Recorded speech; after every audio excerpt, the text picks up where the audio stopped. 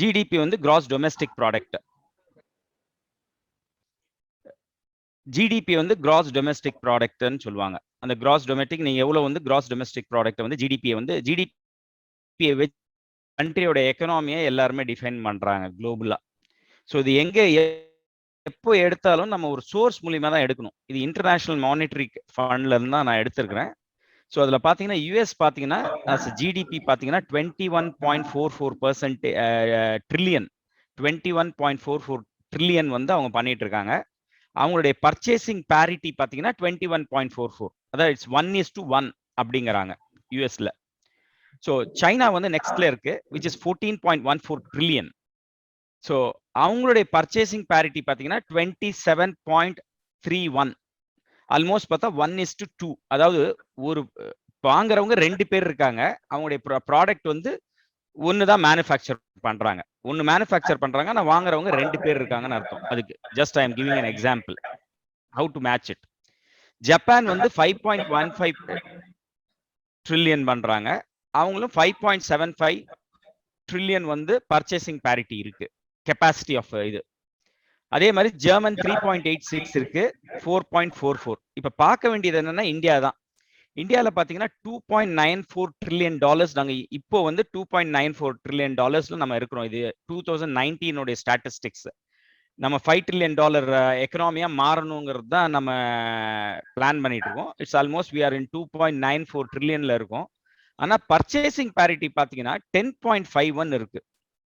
10.51 சொல்லும் போது என்னன்னா ஆல்மோஸ்ட் பார்த்தோம்னா நம்ம 1:3, 3 பேர் 3க்கு மேல வருது. ஆல்மோஸ்ட் பார்த்தோம்னா 3.5 வரும். அதாவது 3.5 people can having a demand. 3.5% of your demand is more than your production. உங்களுடைய ப்ரொடக்ஷன்ல இருந்து 3.5% அதிகமா இருக்கு.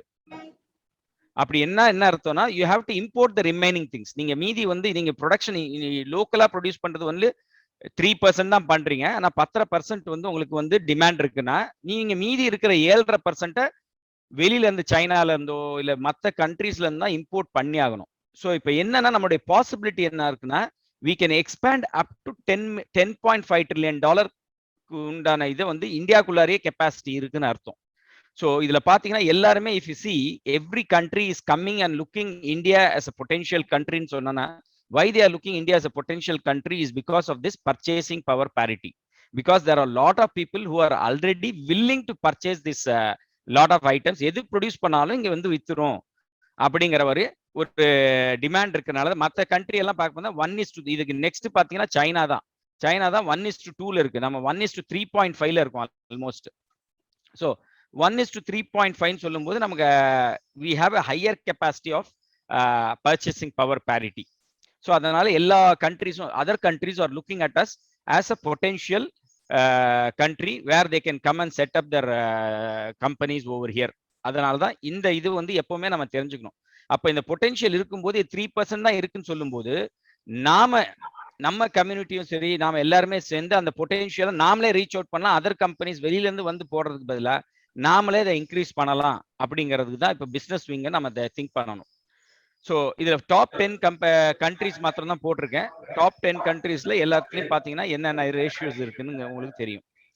So next if you want to look in to the other parameters சொல்ல போகும்போது குளோபல் கான்ட்ரிபியூஷன் ஷேர் ஆஃப் அந்த ஷேரை வந்து எவ்வளவு ஷேர் வந்து ஒவ்வொரு எக்கனாமிக்கும் போகுதுன்னு சொன்னா the 173 countries out of the top 20 make up less than a fourth of the total global economy. அப்படின்னு என்ன சொல்றாங்கன்னா நம்ம டாப் கம்பெனிஸை விட்டுட்டு 20 கண்ட்ரீஸை விட்டுட்டு மீதி கண்ட்ரீஸ் எல்லாம் பாத்தீங்கன்னா 1/4 தான் பண்றாங்க.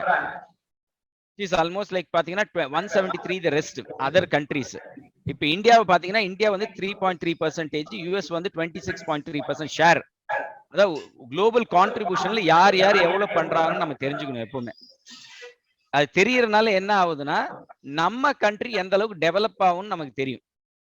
நம்ம எவ்வளவு பாசிபிலிட்டி இருக்கு, எந்த கண்ட்ரி ஃபாஸ்டா டெவலப் ஆயிட்டு இருக்கு, எந்த கண்ட்ரி வந்து இன்னைக்கு மாஸ்டர் பிளேயர்ஸ்ன்னு பாத்தீங்கன்னா யூஎஸ் தான் 23.6% குளோபல் எக்கனாமிக்கு கான்ட்ரிபியூட் பண்றாங்க.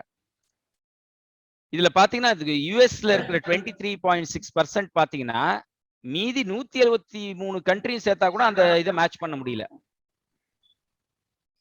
சோ இத வந்து நம்ம பாத்துக்கணும். இத பாக்குறதுனால என்ன ஆகுதுன்னா இது வந்து இன்வெஸ்ட்பீடியான்னு சொல்லிட்டு அந்த இதுல இருந்து நம்ம ஐஎம்எஃப்ல இருந்து எடுக்கிறது இது. இந்த இன்டர்நேஷனல் மானிட்டரிங் ஃபண்ட்ல இருந்து அந்த வெப்சைட் நம்ம மானிட்டர் பண்ணிட்டே இருக்கணும். சோ நெக்ஸ்ட் நம்ம என்ன பாக்குறோம்னு சொன்னோம்னா தென் coming to the Indian economy. நம்ம இந்தியன் எக்கனாமி எப்படி இருக்கு? இப்ப குளோபல் எக்கனாமியே பாத்துருக்கோம், அதோட ஷேர் பார்த்தோம். அதுல நாம எப்படி இந்தியன் எக்கனாமியை எப்படி நம்ம ஸ்லைஸ் டவுன் பண்ணி பார்க்கணும் அப்படின்னு பார்க்க போனோம்னா அதுல ஒரு ஷாக்கிங் நியூஸ் என்னன்னு சொன்னா 10% of the richer control 80% of the nation's wealth. அதாவது டாப் 10% தான் இந்தியாவோட டோட்டல் 80% வெல்த் வந்து அவங்ககிட்ட தான் இருக்கு. Like Adani, Ambanis and all those people, Tatas and all those people அவங்ககிட்ட தான் இருக்கு. ஒரு பெரிய ஷாக்கிங் நியூஸா இருக்கும். ஏன்னா எல்லாருக்கும் தெரியுமே தெரியாது, அதோட பெர்சன்டேஜ் தெரியணும். That makes more sense. ஏன்னா அவங்க பணக்காரங்க, ஒருத்தவங்க பணக்காரங்கன்னு சொல்றதோட எந்த அளவுக்கு பணக்காரங்கிறது தான் ரொம்ப முக்கியம். How much we are contributing, how much everybody is contributing. So next பார்க்க போது top 1% of population own 58% of India's wealth. 1%, அதாவது 1% நம்ம 130 கோடி மக்கள்னு சொன்னா 1.3 crore people own 58% of the India's wealth. அப்ப பாத்தீங்கன்னா ரிச்சர் பாத்தீங்கன்னா எக்ஸ்ட்ரீம் ஹைல இருக்காங்க. டாப் 1% தான் ரொம்ப ரிச் பீப்புளா இருக்காங்க.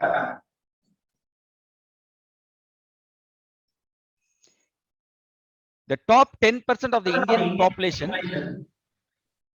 holds 77% of the total nation's wealth. அதாவது 10% பாத்தீங்கன்னா 77%க்கு மேல போகுது. The next 30%, அதாவது first 10% 77% எடுத்துட்டாங்க. next 30% பாத்தீங்கன்னா 18.3% இந்தியாஸ் வெல்த் அவங்ககிட்ட இருக்கு. ஃபர்ஸ்ட் வந்து 77% வச்சிருந்தாங்கன்னா நெக்ஸ்ட் வந்து 30% வந்து 18.3%.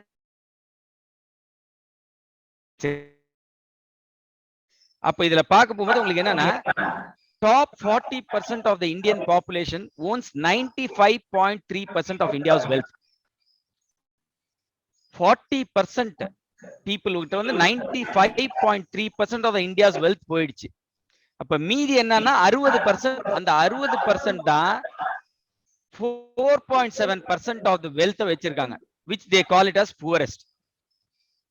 ஏன்னா it's less than 5%. நம்மகிட்ட இருக்கிற half, 60% of the population is holding only 5% of the wealth, less than 5% of the wealth, which is why India பாத்தீங்கன்னா நிறைய parity இருக்கு. ஏன்னா டாப்ல பாத்தீங்கன்னா அவன் 80%, 1% holds 58% of the wealth.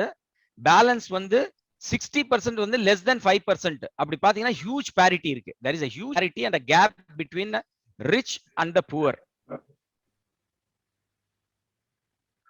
Next பாத்தீங்கன்னா இது ஒரு ஷாக்கிங் நியூஸ். என்னன்னு சொன்னோம்னா next 73% of the wealth generated in 2017.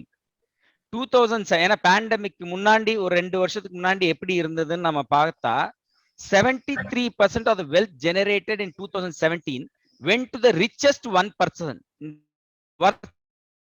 1% சொல்றோம்ல, அவங்களுக்கு தான் திரும்ப போயிருக்கு. எவ்வளவு போயிருக்கு? 73%. முதல்ல 58% அவன் முதல்ல வச்சிருக்கான். அதுல பேலன்ஸ் திரும்ப 73% இதுல ஜெனரேட் ஆன ரெவென்யூல, growthல, வெல்த் ஜெனரேட்டட்ல திரும்ப அந்த 1%க்கு தான் போயிருக்கு. அப்ப என்னன்னா பணக்காரன் இன்னும் கொஞ்சமும் பணக்காரன் ஆயிருக்கான். 58% 73% அவனுக்கு இன்க்ரீஸ் ஆகுது.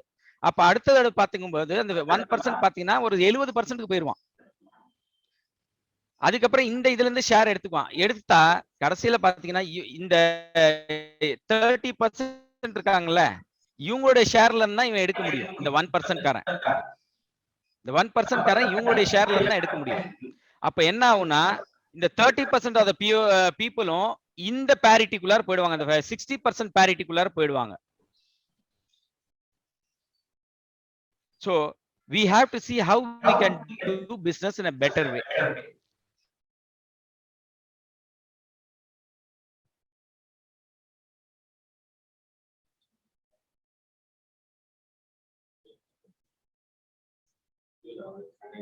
crore people பாத்தீங்கன்னா 1% தான் அவனுடைய வேல்யூ இன்க்ரீஸ் ஆயிருக்கு. 1%னா இந்த இதுல பார்க்கணும். டோட்டல் எக்கனாமில 1% சொல்லும்போது ஒண்ணுமே இல்ல. அவனுடைய இன்க்ரீஸ்ல பாத்தீங்கன்னா 1% தான். அவன் ப்ரீவியஸா வந்து நான் ₹1 சம்பாரிச்சிட்டு இருந்தேன்னா தான் இன்க்ரீஸ் ஆயிருக்குன்னு அர்த்தம். நான் ₹100 சொன்னா ₹1 இன்க்ரீஸ் ஆயிருக்கு. என்னுடைய வெல்த் ₹100 வச்சிருந்தேன்னா எனக்கு ₹101 இருக்கு என்னுடைய வெல்த். அதாவது யாருக்குன்னா அந்த 6.7% 7 crore பீப்புளுக்கு. வேற இந்த 73% பீப்புளுக்கு என்ன 1% பீப்புளுக்கு எவ்வளவு இன்க்ரீஸ் ஆயிருக்குன்னா நான் ₹100 வச்சிருந்தேன்னா ₹173 ஆயிடுச்சு.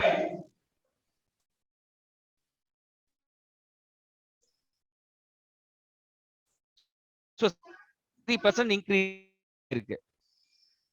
பண்ணிட்டு இருக்கிறோம். So முஸ்லிம்ஸ் பார்த்தனா we constitute 14% of the India's population.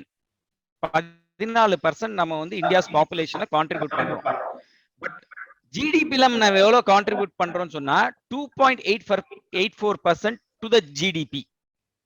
இது எக்கனாமிக் டைம்ஸ் ஆஃப் 2019ல இருந்து எடுத்தது.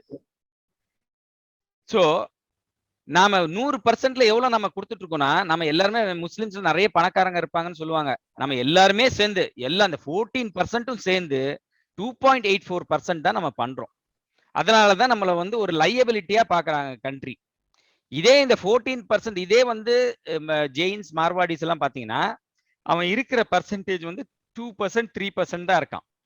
ஆனா அவன் he is contributing almost like 30 to 35% of the GDP. அதனால அவனை வந்து அசர்ட்டாவும் நம்ம முஸ்லிம்ஸ் லையபிலிட்டியாவும் கண்ட்ரி பாக்குது. சோ இதுக்கு நம்ம கண்ட்ரி மேல தவறு சொல்லக்கூடாது, நம்ம மேலதான் நம்ம தவறு சொல்லணும். நாம இந்த ஜிடிபி எப்படி நாம முஸ்லிம்ஸ் எல்லாம் சேர்ந்து how we can increase our GDP.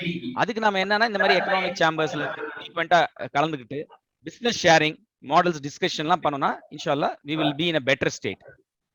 So அடுத்தது வந்து ஃபர்ஸ்ட் வந்து கண்ட்ரியோட ஜிடிபி பார்த்தோம், அதுக்கப்புறம் கண்ட்ரியோட ஷேர் பார்த்தோம், இன்டர்நேஷனல் வைஸ் ஷேர் பார்த்தோம், நெக்ஸ்ட் இந்தியன் எக்கனாமி பார்த்தோம். அடுத்தது வந்து ஹவு தமிழ்நாடு இஸ் பிளேஸ்ட். ஏன்னா நம்ம we are all in from Tamil Nadu, அப்படிதான் drill down பண்ணணும். Because we all call this one in IT we call this one drill down methodology. Drilling எவ்வளவுக்கு எவ்வளவு drill down பண்ணி நம்ம டேட்டாவை பார்க்குறோமோ slicing and dicing of datas பார்த்தோம்னா that gives you lot of value proportionate. So இப்ப பார்த்தோம்னா Tamil Nadu economy எங்க இருக்குன்னு சொல்லும்போது நாம இந்தியா ஃபுல்லா இது கான்ட்ரிபியூட் பண்ணா கூட 1920 ஓட டேட்டா மகாராஷ்டிரா வந்து 29.79 ட்ரில்லியன் லேக் பண்ணுது, அதாவது which is almost like $420 billion. $420 billion பண்ணுது. தமிழ்நாடு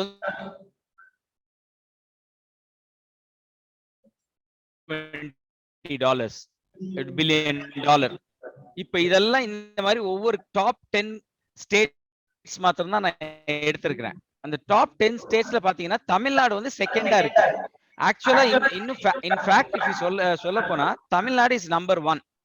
ஏன்னா மகாராஷ்டிரா ஏன் அந்த அளவுக்கு இருக்குன்னா எல்லா இந்த ஸ்டேட்டோட எல்லா ஹெட் குவார்ட்டர்ஸ் எல்லாமே மகாராஷ்டிரால இருக்கு. உங்களுக்கு தெரியும், ஒரு ப்ரொடக்ஷன் கம்பெனி அதோட ஹெட் குவார்ட்டர்ஸ் எல்லாம் மகாராஷ்டிரால இருக்கிறதுனால மகாராஷ்டிரா ஷோயிங் அஸ் $420 billion. இல்லைன்னா மகாராஷ்டிரா வராது, தமிழ்நாடு தான் வரும். இதையும் நாம வந்து புரிஞ்சுக்கணும். So Tamil Nadu will be number 1, Gujarat will be number 2, Karnataka will be number 3. இதுல பாத்தீங்கன்னா ஆந்திரா தெலுங்கானா, இப்ப ஆந்திரா தெலுங்கானா கர்நாடகா குஜராத் கேரளாவை தவிர சவுத் இந்தியால இருக்கவங்க தான் மேஜர் கான்ட்ரிபியூஷன் பண்றாங்க. இந்த சவுத் இந்தியால இருக்கிற 5 ஸ்டேட்டுக்குள்ளார ஆல்மோஸ்ட் 4 ஸ்டேட் உள்ளார வந்துருச்சு. கேரளா ஒண்ணுதான் இன்னும் கான்ட்ரிபியூஷன் பண்ணல எக்கனாமிக்கு. சோ அடுத்து நம்ம ஸ்டாட்டிஸ்டிக்ஸ் என்ன பண்ண போறோம்னு சொன்னோம்னா we are going to see at Erode population.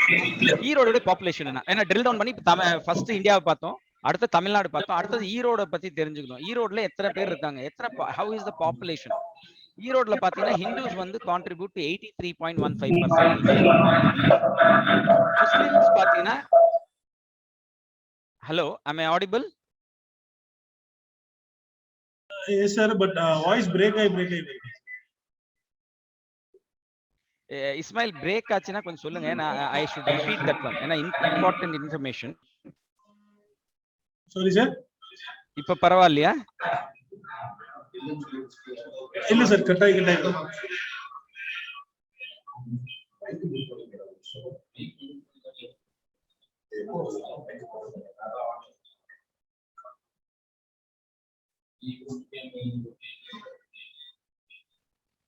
One second. I don't know why it is giving me a trouble. இப்ப பரவாயில்லையா இஸ்மாயில்?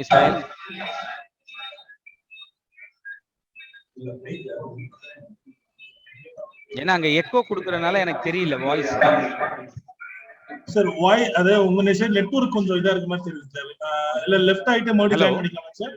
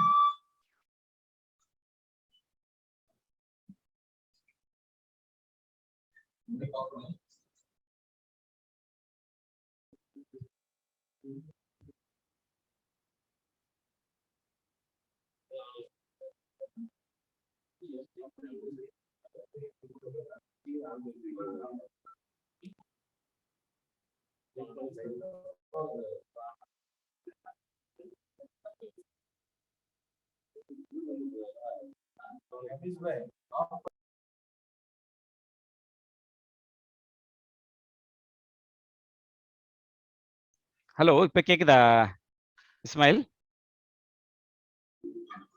ஓகேங்க சார். சாரி, எனக்கு எந்த அளவுக்கு நெட்வொர்க் இருந்ததுன்னு தெரியல.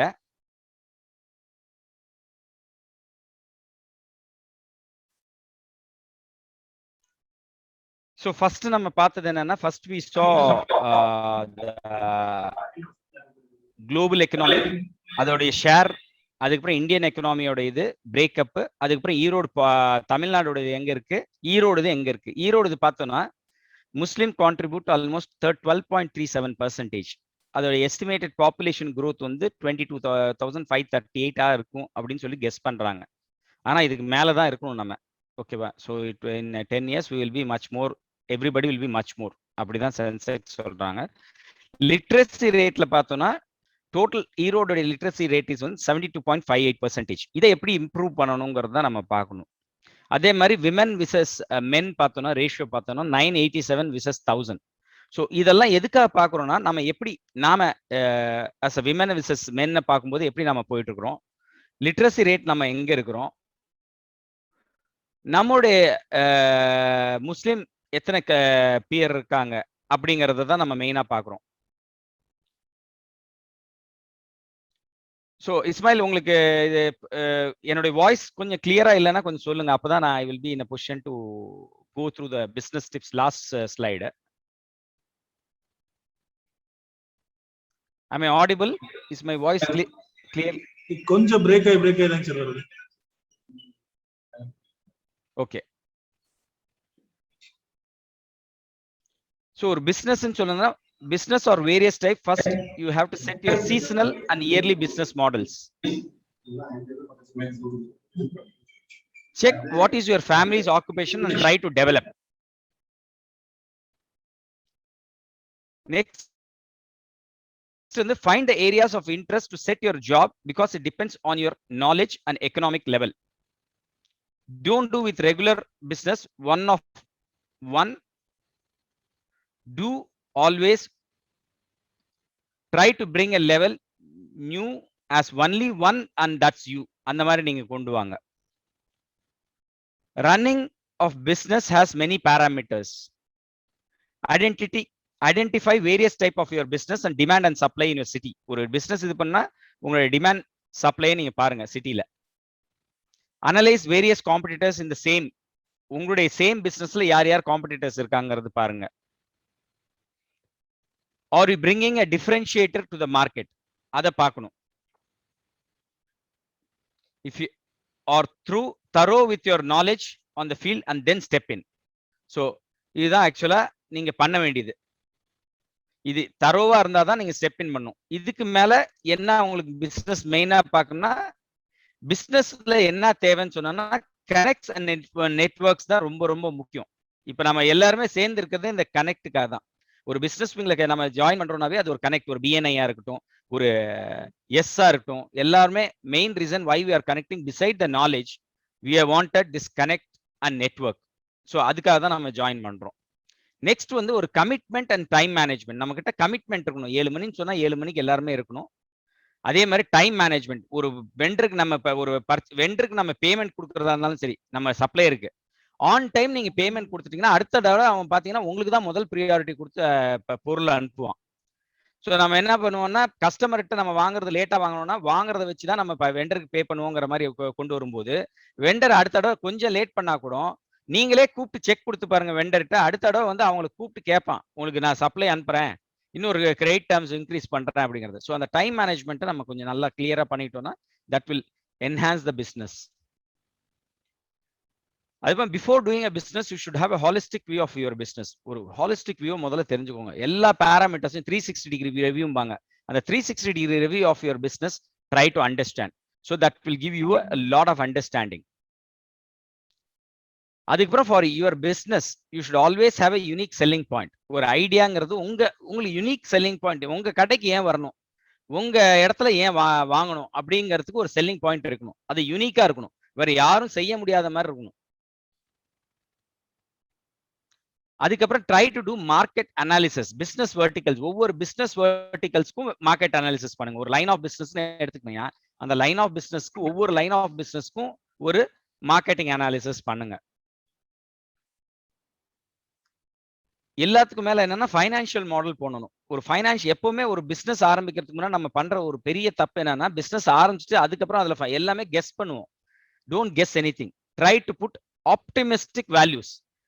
மினிமம் வேல்யூஸை போடுங்க. எல்லாருமே என்ன பண்ணுவோம்னா இது வந்து நம்ம ஒரு கடையை போட்டோம்னா மேக்ஸிமம் சேல்ஸை தான் நம்ம பார்ப்போமே தவிர மினிமம் பேர் மினிமம் வேர்ஸ்ட் கேஸ் சினாரியோ வந்து போடுங்க. எப்பவுமே வேர்ஸ்ட் கேஸ் சினாரியோ 3 மாடலை போடுங்க. Worst case scenario, moderate scenario, best case scenario.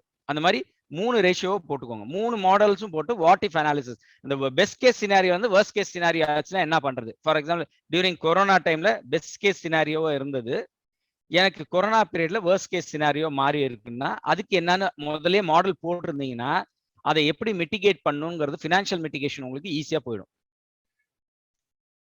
அதுக்கப்புறம் பிசினஸ் எக்ஸிகியூஷன் மாடல்ல எல்லாருக்கும் ரோல்ஸ் அண்ட் ரெஸ்பான்சிபிலிட்டிஸ் இருக்கணும். இந்த ரோல் நான் பண்றேன். ஃபார் எக்ஸாம்பிள் நான் இப்ப ஸ்கூல்ல நான் பண்றேன்னு சொன்னேன்னா நான் அகாடமிக்ஸ் பாத்துக்கிறேன். என்னுடைய மிஸ்ஸஸ் பாத்தீங்கன்னா அவங்க என்ன அட்மினிஸ்ட்ரேஷன் பார்த்தேன். மிஸ்ஸஸ் பாத்தீங்கன்னா she is taking care of academics. I will not interfere in her academics and she will not interfere in my administration. அப்படிதான் நம்ம கொண்டு போவோம்.